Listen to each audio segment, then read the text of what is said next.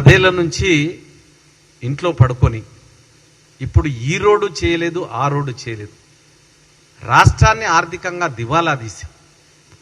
ఆ రోజు రోడ్డు బాగలేదని మేము ఆ ధర్నాలు చేసి జైలుకు పోయిన దాన్ని ఈరోజు మీరు ఎందుకు చేస్తలేమంటే ఒక 70 కోట్ల రూపాయలను ముఖ్యమంత్రి గారితో శాంక్షన్ చేయించడం, అది ఫైనాన్షియల్ కాంకరెన్స్ వచ్చింది, ఒక 3.5 కిలోమీటర్లు వేసినాం. ఆ కాంట్రాక్టరు చేయలేకపోతాను, డబ్బులు ఇవ్వాల్సింది రాష్ట్రం. గత డ్యూస్ని ఈ ప్రభుత్వంలో ఆయన చేసిన పనులకు కాకుండా గత 10 ఏళ్లలో ఆ కాంట్రాక్టర్ చేసిన పనులకు డబ్బులు ఇవ్వమనంటే మా దగ్గర లేదు, వెళ్ళినప్పుడు ఇస్తామని మన ప్రభుత్వం అంటే ఆయన చేయించలేదు. 10 ఏళ్ల లోపల పట్టించుకోలేదు.